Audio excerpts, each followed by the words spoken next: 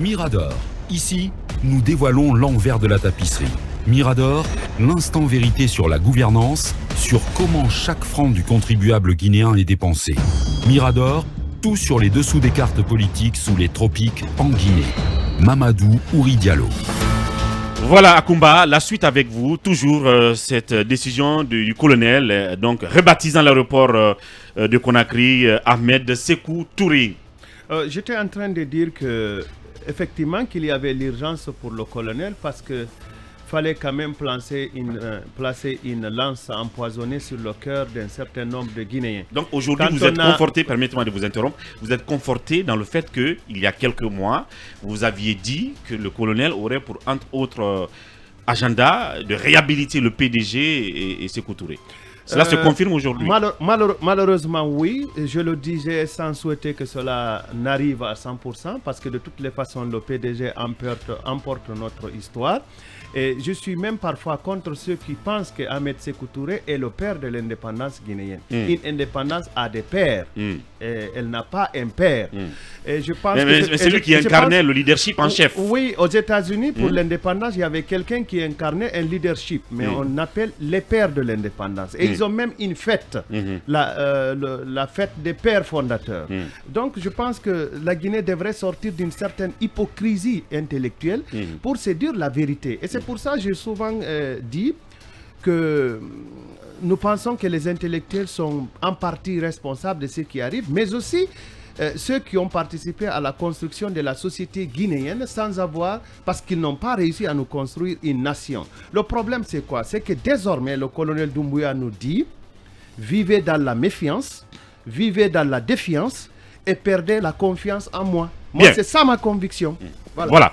Merci Akumba pour cette première analyse. Cabinet Fofana, du point de vue du politologue, je vais dire, si historiquement il y a une explication, il y a une symbolique à saluer dans le fait de donner le nom du premier président de la République à cet aéroport, mais vu que le sujet est en même temps un sujet sensible, historiquement aussi, est-ce qu'il fallait donner une forme à tout ça, une pédagogie, et évidemment associer à cela beaucoup d'entités, y compris les membres le gouvernement, parce qu'on apprend que le Premier ministre n'était pas au courant. Et il doit même en être choqué selon ce que nous apprenons. Je parle bien de Mohamed Beavogui. Ben écoute, sur plutôt sur le fait que le gouvernement n'ait pas été associé à cela, d'après ce que nous apprenons, est une chose. Est-ce que peut-être c'est parce que la question divise tant que cela n'a pas été fait ainsi. Mais j'estime que le président de la République, qui est donc celui qui décide de tout, est-ce que toutes les fois il a besoin d'avoir l'assentiment de tout le monde? Je ne pense pas, parce que ça n'est cela le pouvoir discrétionnaire.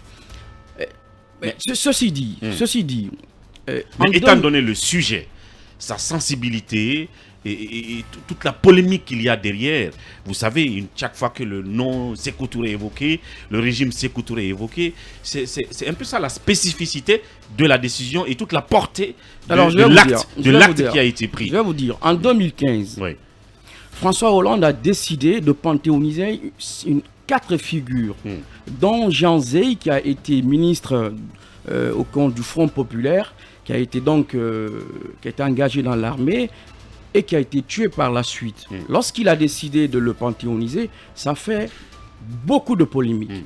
J'ai envie de dire que les questions mémorielles ont cette particularité de soulève diviser. Toujours des sensibilités. Je suis certain qu'aujourd'hui, si le colonel avait décidé de baptiser l'aéroport Moussa Dadis Camara, ça aurait fait polémique. S'il avait décidé de le nommer Lansana Conté, ça aurait fait polémique.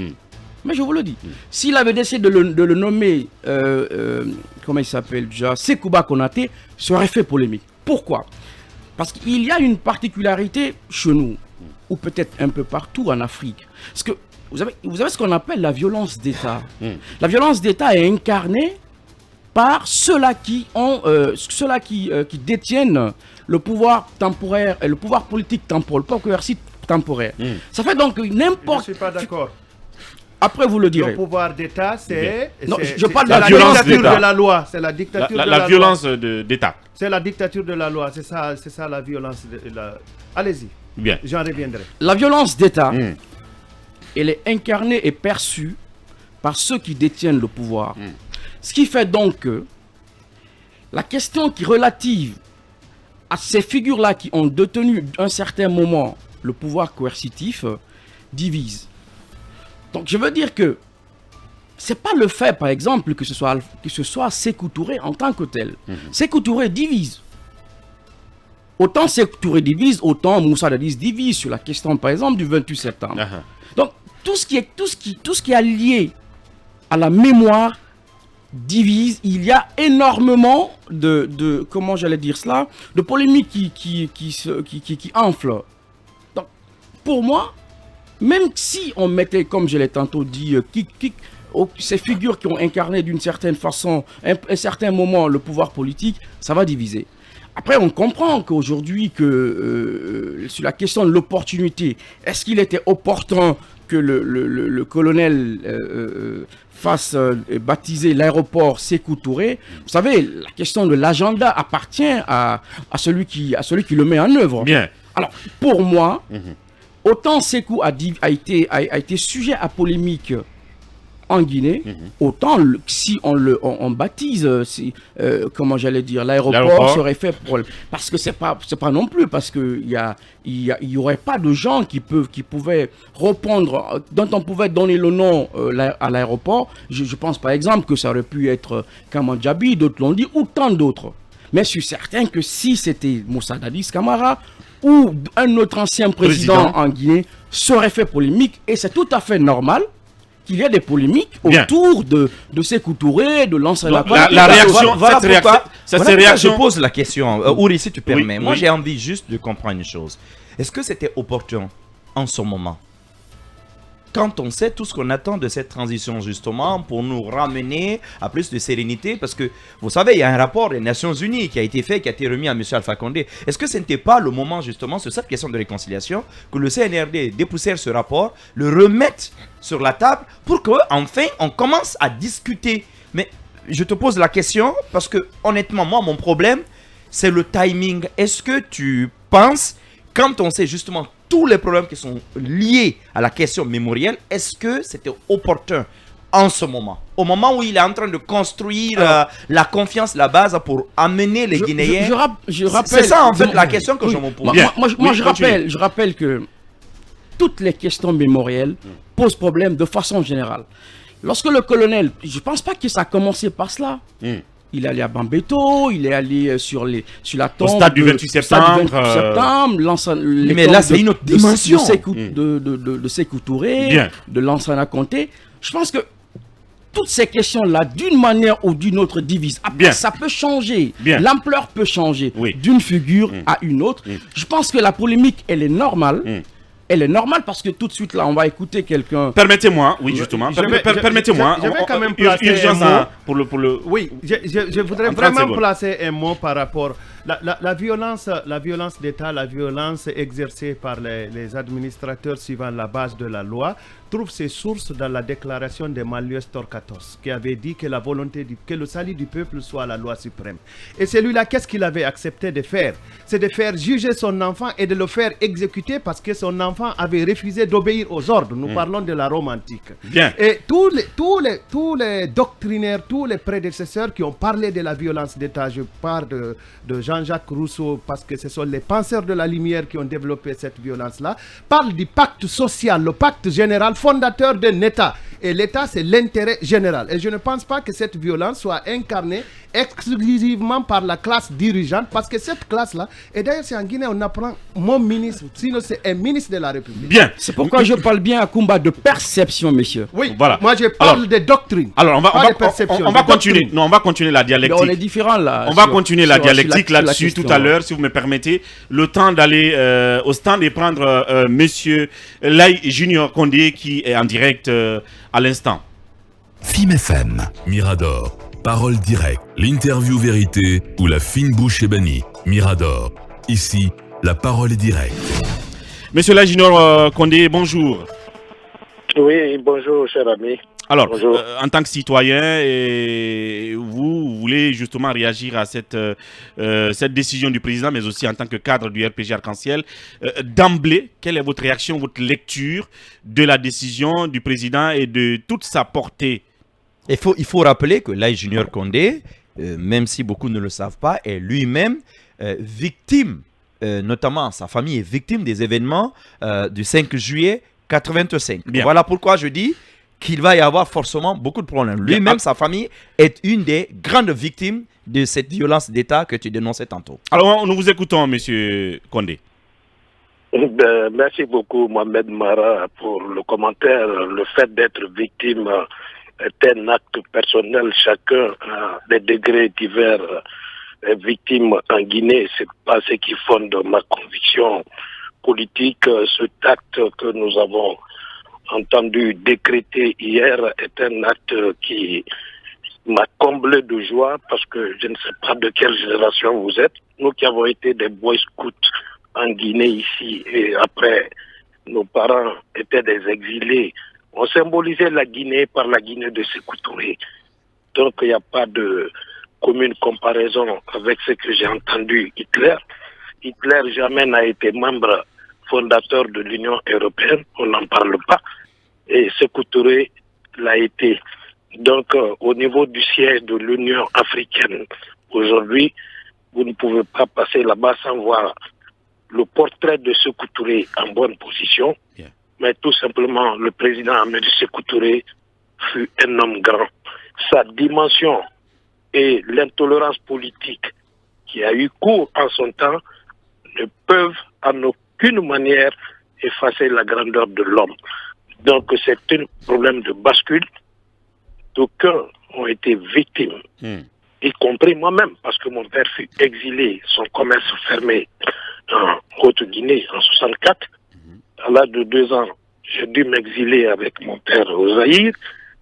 Mais Sékou Touré, dans une dimension globale, ressemble à tous les grands Africains qui ont traîné des victimes, mais dont les victimes ou des actes causés dus à l'ordonnance politique et le contexte ne peuvent en aucun cas effacer cette dimension. Bien. Et c'est ce qui a dû guider le colonel Mamadi Doumbouya. Et par ce acte, je crois qu'il vient de poser un acte de haute dimension que nous saluons en sa juste valeur. D'accord. Alors, Monsieur Condé, moi je salue votre sens de l'équilibre. Vous dites les choses telles que vous les pensez. Mais est-ce que vous êtes d'accord avec le secrétaire général du PDG-RDA, parce que vous expliquez votre famille a été doublement victime, vous, de 2 régimes différents.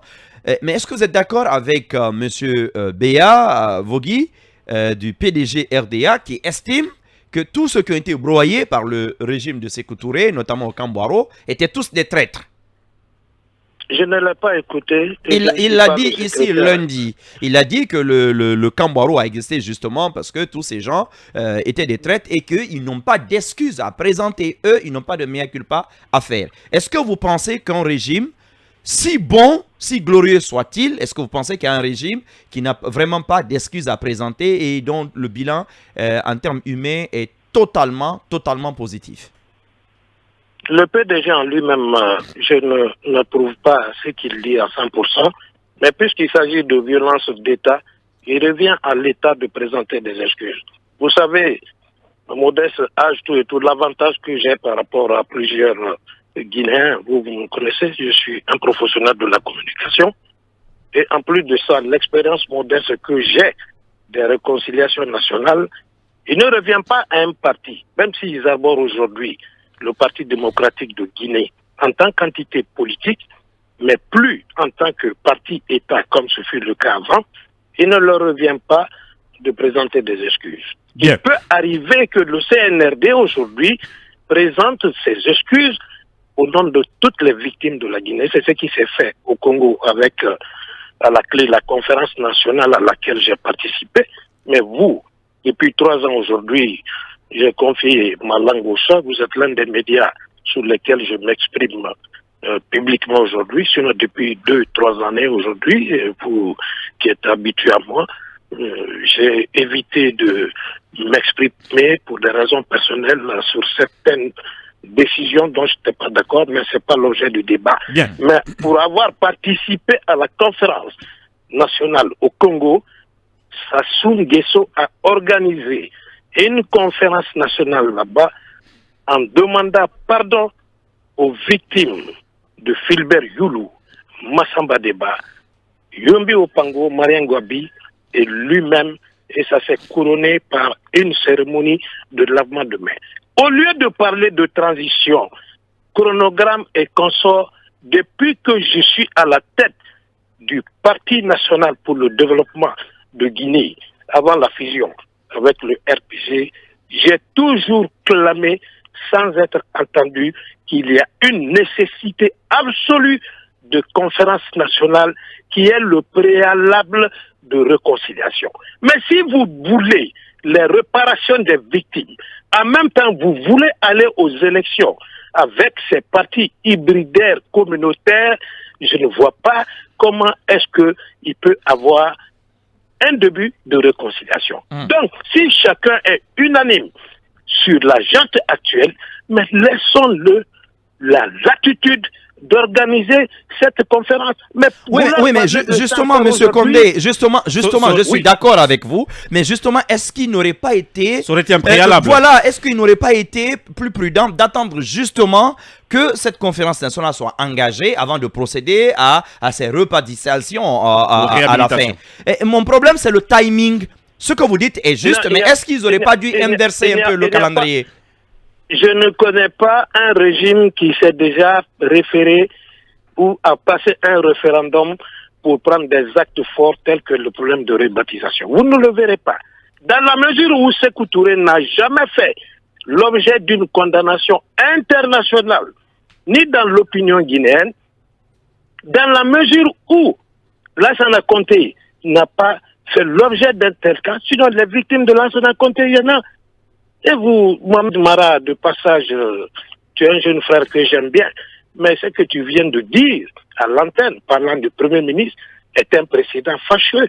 Parce que moi, je t'apprends que le Premier ministre, que nous aussi nous connaissons, mais a des liens très forts avec Sékou Touré. Tu sais comment? Bien sûr. Mais son père est le Premier ministre guinéen dont on ne connaît même pas encore où se trouve le corps, victime de 4 juillet. Non, son oncle. Bien, pas son père, son oncle. Je dis son père est le frère. Ah, d'accord. Est le frère de l'ancien Premier ministre. Donc vous ne pouvez pas soutenir son choc et autres. Monsieur Laye Junior Condé, Monsieur Laye Junior, vous nous permettrez de vous garder. Vous nous permettrez de vous garder. C'est l'heure de la pause pour les infos. Nous vous reprenons juste après cela pour continuer notre émission. Merci de garder votre position d'écoute. Mirador, parole directe, l'interview vérité ou la fine bouche ébanie. Mirador, ici, la parole est directe. Parole directe, nous avons une fois encore Monsieur Laye Junior Condé en direct pour continuer. Bienvenue une fois encore Monsieur Condé. Bienvenue, merci Ouri, merci à tous les animateurs, Oui, alors Akumba avait une question pour vous certainement. Monsieur Laye Junior, je ne sais pas si je vous ai bien compris et si tel n'était pas le cas, vous pouvez m'en faire remarque. Vous avez dit en 1964, votre papa était obligé de s'exiler avec vous alors que vous aviez 2 ans. Mais auparavant, vous aviez mentionné que vous avez été scout boy de la Guinée sous le régime de Sékou Touré. À quel âge avez-vous été scout boy?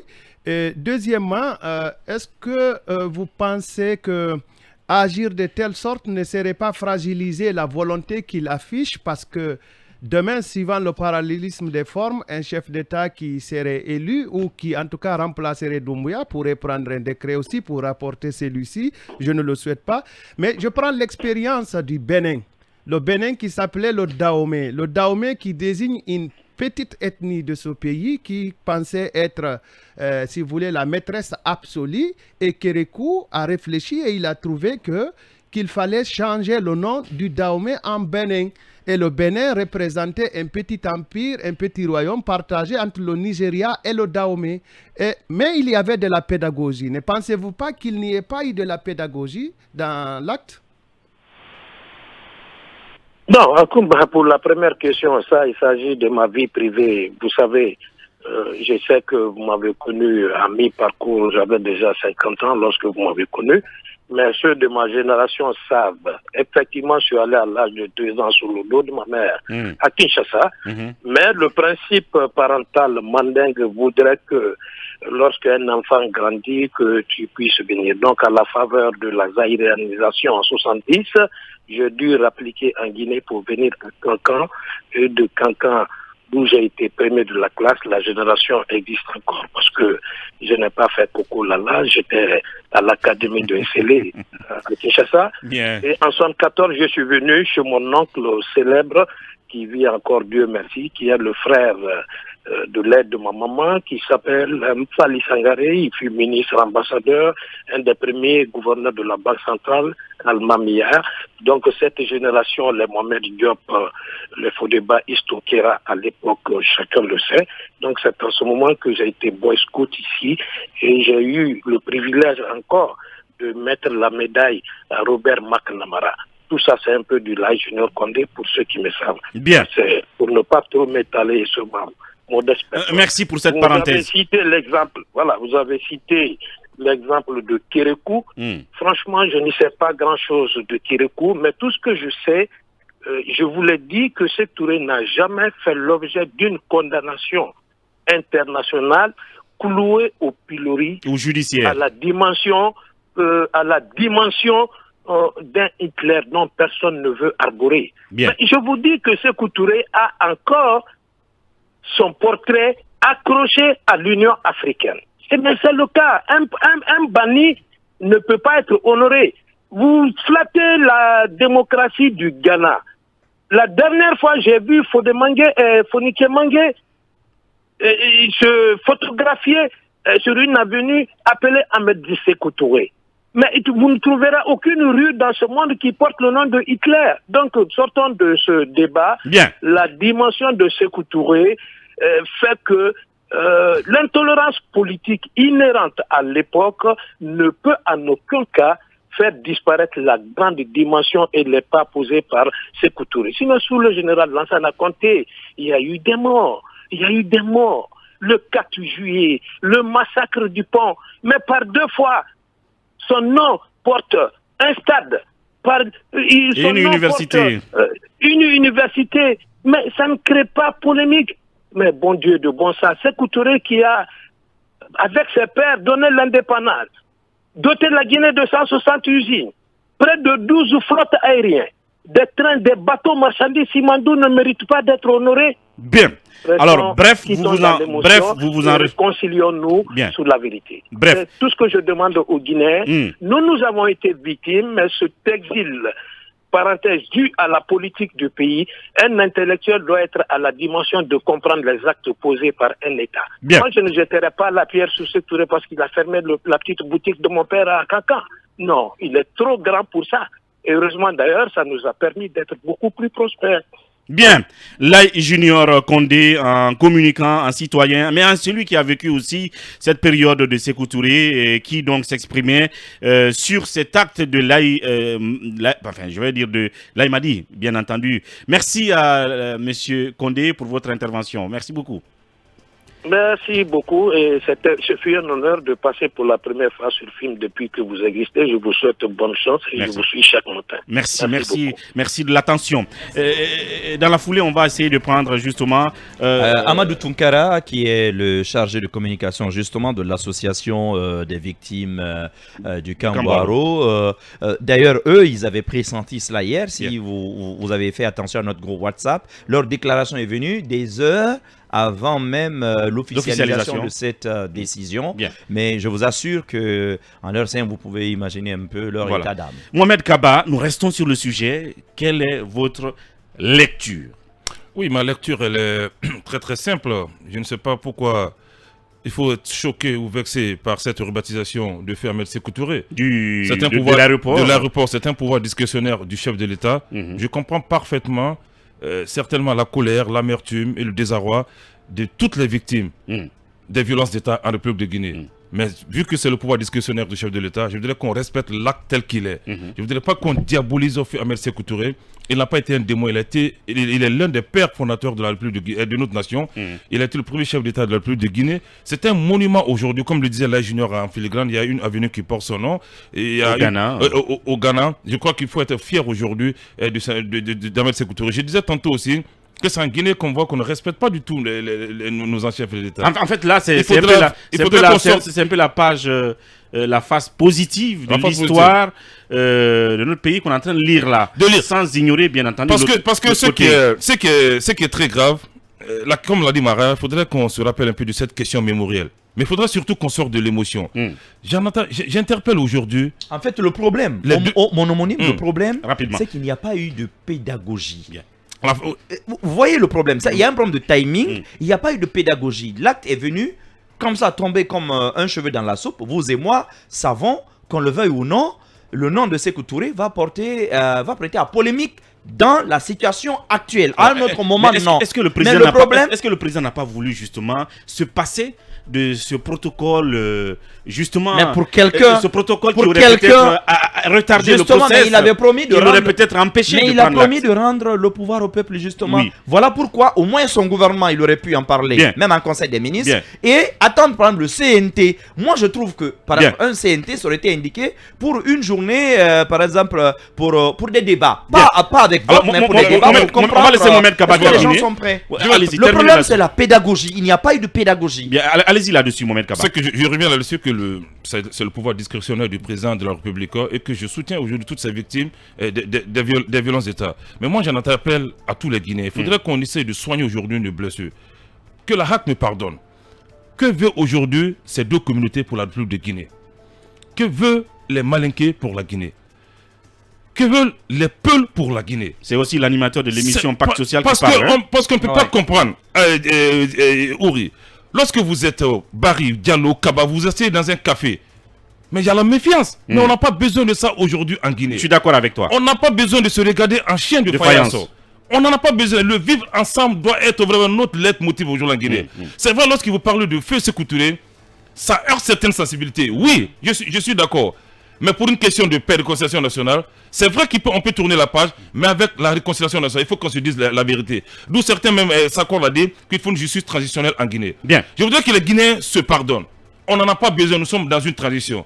Si le colonel n'a pas alerté, n'a pas informé les membres de son gouvernement, je crois que les propos du Premier ministre d'abord, Mohamed Bavogui, divise la cohésion gouvernementale. Après le premier avis de la CEDEAO, si cela est un second avis, je crois que simplement il doit rendre sa démission. Bien. Parce que ça n'a pas de sens. Je demande pas quand il dit qu'il n'était pas informé. C'est mauvais. Non, qu'il rende sa démission si ça ne va pas. C'est un journaliste qui l'appelle pour comprendre.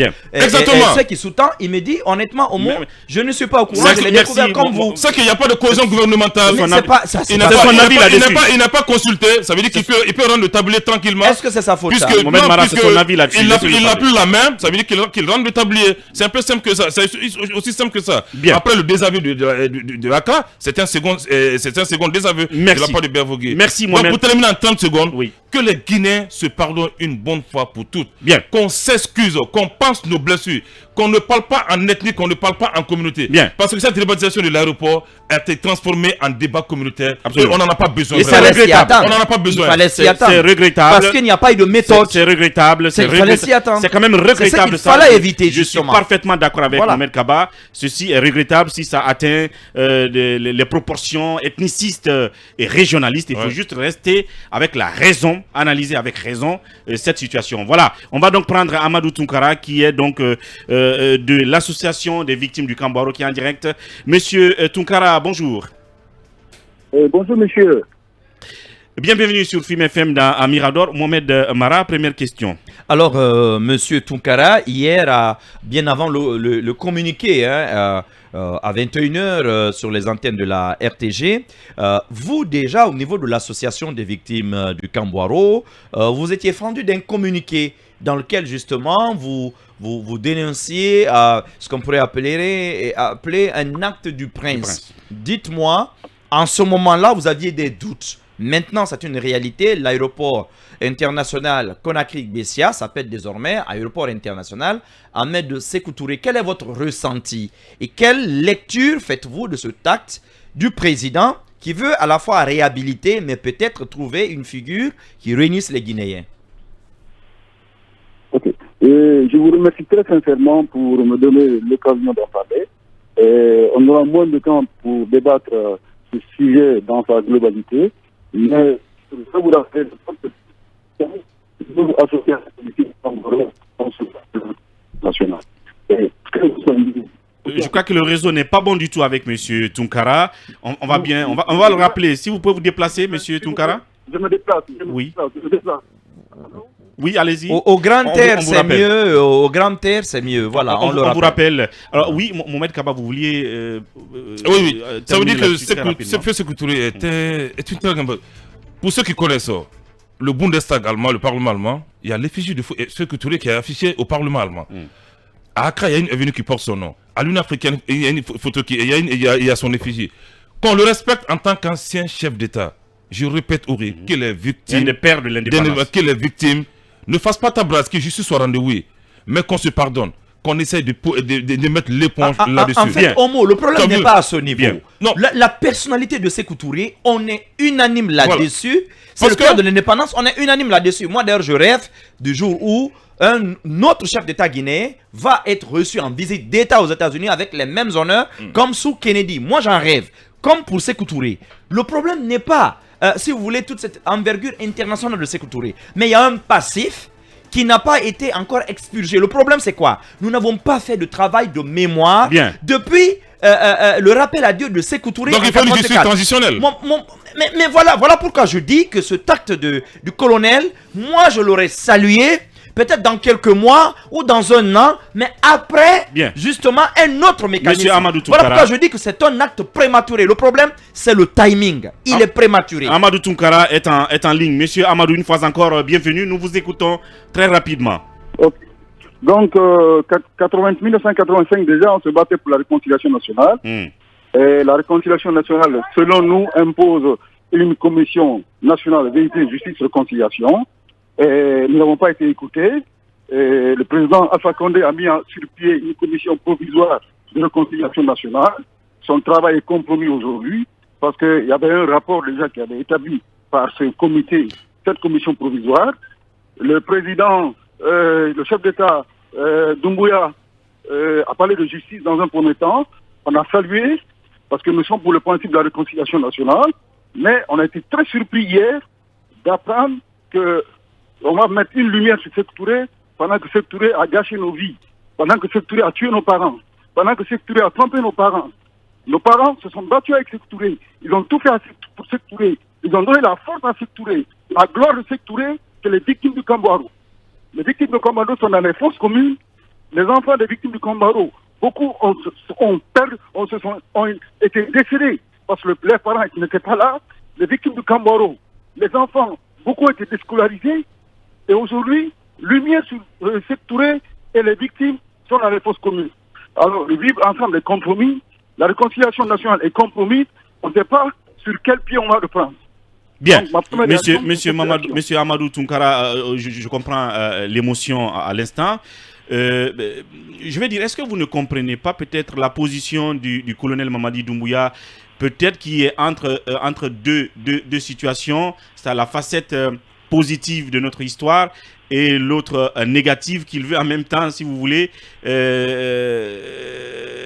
réhabiliter, parce que vous vous rappelez que la dernière fois, il a envoyé une mission, une délégation à vos côtés, lors de la dernière célébration justement que vous avez faite à l'intérieur du camp Kamen. Vous avez dit que c'était d'ailleurs une toute première de la part d'un chef d'État.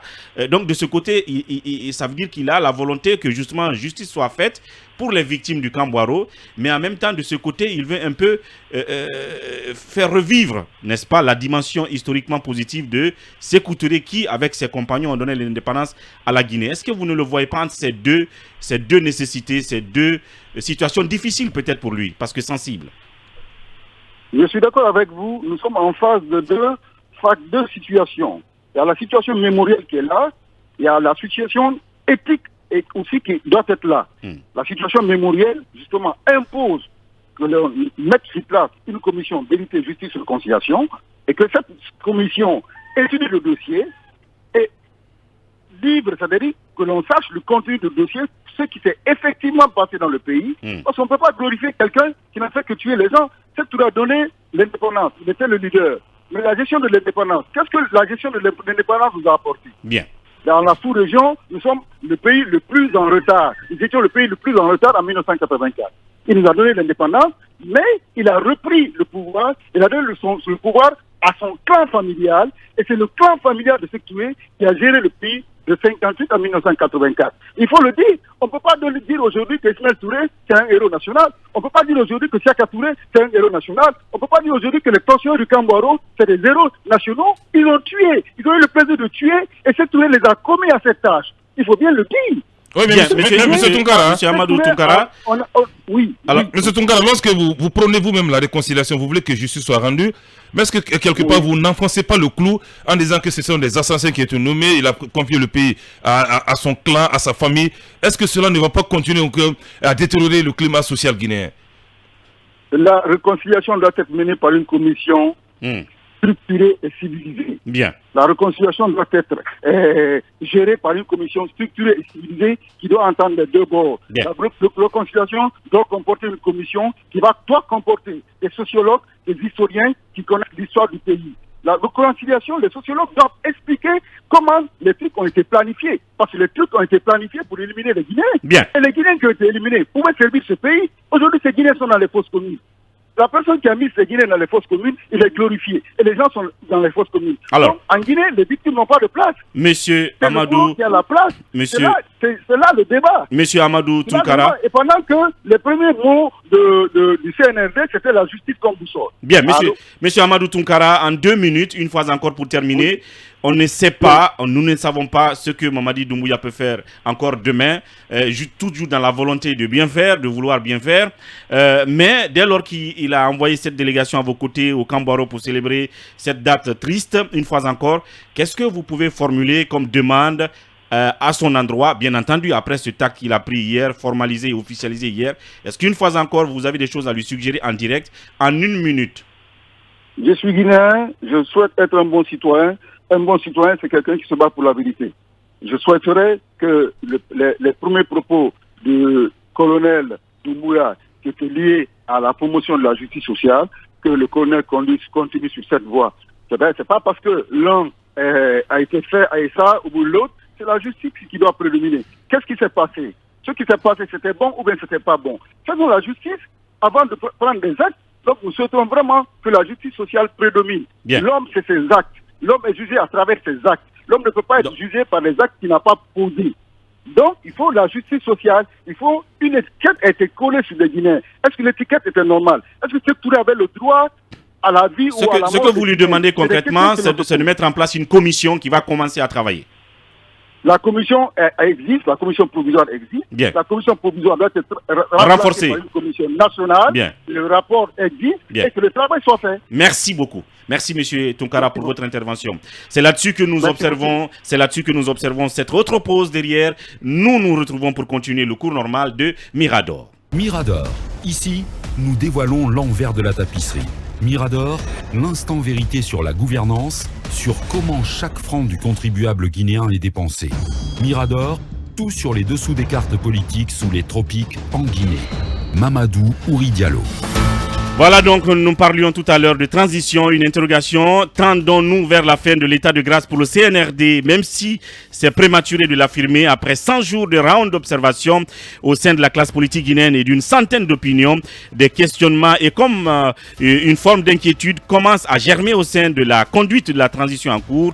En effet, au terme donc de déclarations rendues publiques concomitamment hier, jeudi, 2 grandes coalitions politiques du pays, en l'occurrence l'ANAD et Delage Seloudalen Diallo, et la CORED de l'âge Mamadou Sylla, outre le fait de déplorer l'absence de tout autre cadre de dialogue entre classe politique et le CNRD, ont émis des doutes sur les intentions et l'agenda de la junte dirigée par le colonel Mamadi Doumbouya relativement aux missions assignées à la transition en cours et à la durée de celle-ci. Pour elle, il revient au CNRD de fixer le délai de la transition en associant la classe politique et le CNT. Au-delà, l'ANAD en particulier, contrairement à la ligne tenue par le CNRD, se prononce plutôt en faveur de la désignation par la CEDEAO d'un émissaire en Guinée. Et c'est là-dessus que nous sommes.